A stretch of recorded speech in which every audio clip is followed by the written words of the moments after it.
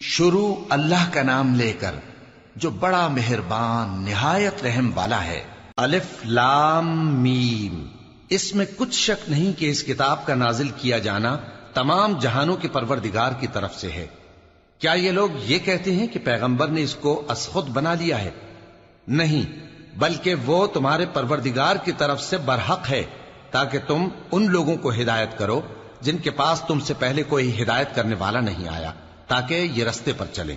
اللہ ہی تو ہے جس نے آسمانوں اور زمین کو اور جو چیزیں ان دونوں میں ہیں سب کو 6 دن میں پیدا کیا، پھر عرش پر جلوہ افروز ہوا۔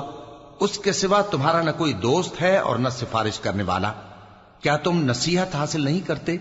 وہی آسمان سے زمین تک کے ہر کام کا انتظام کرتا ہے، پھر ہر کام ایک روز جس کی مقدار تمہارے شمار کے مطابق 1000 برس ہوگی اس کی طرف رجوع کرے گا۔ اسی شان کا ہے وہ خالق جو پوشیدہ اور ظاہر کا جاننے والا ہے، غالب ہے، بڑا مہربان ہے۔ وہی جس نے ہر چیز کو بہت اچھی طرح بنایا، یعنی اس کو پیدا کیا اور انسان کی پیدائش کو مٹی سے شروع کیا، پھر اس کی نسل ایک قسم کے خلاصے سے یعنی حقیر پانی سے بنائی، پھر اس کو درست کیا، پھر اس میں اپنی طرف سے روح پھونکی اور تمہارے کان اور آنکھیں اور دل بنائے، مگر تم بہت کم شکر کرتے ہو۔ اور کہنے لگے کہ جب ہم زمین میں ملیا میٹ ہو جائیں گے تو کیا اثر نو پیدا ہوں گے؟ حقیقت یہ ہے کہ یہ لوگ اپنے پروردگار کے سامنے جانے ہی کے قائل نہیں۔ کہہ دو کہ موت کا فرشتہ جو تم پر مقرر کیا گیا ہے تمہاری روحیں قبض کر لیتا ہے، پھر تم اپنے پروردگار کی طرف لوٹائے جاؤ گے، اور تم تعجب کرو جب دیکھو کہ گناہگار اپنے پروردگار کے سامنے سر جھکائے ہوں گے اور کہیں گے کہ اے ہمارے پروردگار، ہم نے دیکھ لیا اور سن لیا، تو ہم کو دنیا میں واپس بھیج دے کہ نیک عمل کریں، بے شک ہم یقین کرنے والے ہیں۔ اور اگر ہم چاہتے تو ہر شخص کو ہدایت دے دیتے، لیکن میری طرف سے یہ بات قرار پا چکی ہے کہ میں دوزخ کو جنوں اور انسانوں سب سے بھر دوں گا، سو اب آگ کے مزے چکھو، اس لیے کہ تم نے اس دن کے آنے کو بھلا رکھا تھا۔ آج ہم نے بھی تمہیں بھلا دیا ہے، اور جو کام تم کرتے تھے ان کی سزا میں ہمیشہ کے عذاب کے مزے چکتے رہو۔ ہماری آیتوں پر تو وہی لوگ ایمان لاتے ہیں کہ جب ان کو ان کے ذریعے نصیحت کی جاتی ہے تو سجدے میں گر پڑتے اور اپنے پروردگار کی تعریف کے ساتھ تسبیح کرتے ہیں اور غرور نہیں کرتے۔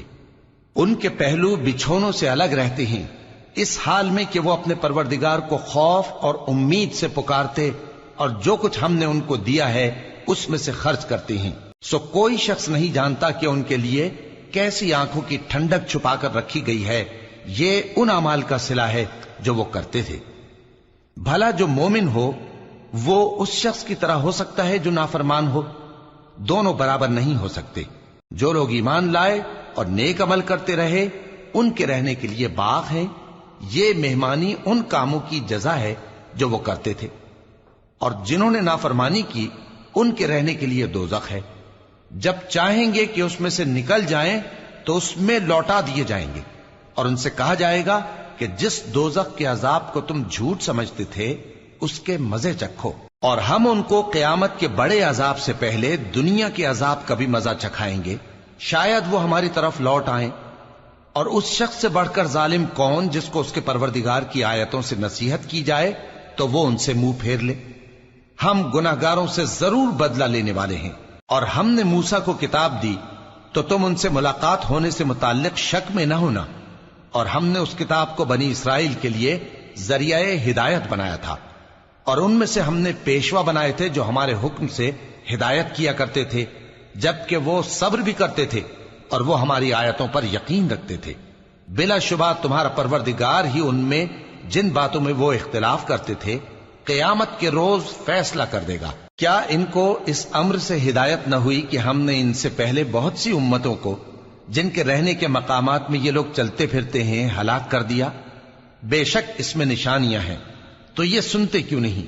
کیا انہوں نے نہیں دیکھا کہ ہم بنجر زمین کی طرف پانی رواں کرتے ہیں، پھر اس سے کھیتی پیدا کرتے ہیں جس میں سے ان کے چوپائے بھی کھاتے ہیں اور یہ خود بھی کھاتے ہیں؟ تو یہ دیکھتے کیوں نہیں؟ اور کہتے ہیں اگر تم سچے ہو تو یہ فیصلہ کب ہوگا؟ کہہ دو کہ فیصلے کے دن کافروں کو ان کا ایمان لانا کچھ بھی فائدہ نہ دے گا اور نہ ان کو مہلت دی جائے گی، تو ان سے منہ پھیر لو اور انتظار کرو، یہ بھی انتظار کر رہے ہیں۔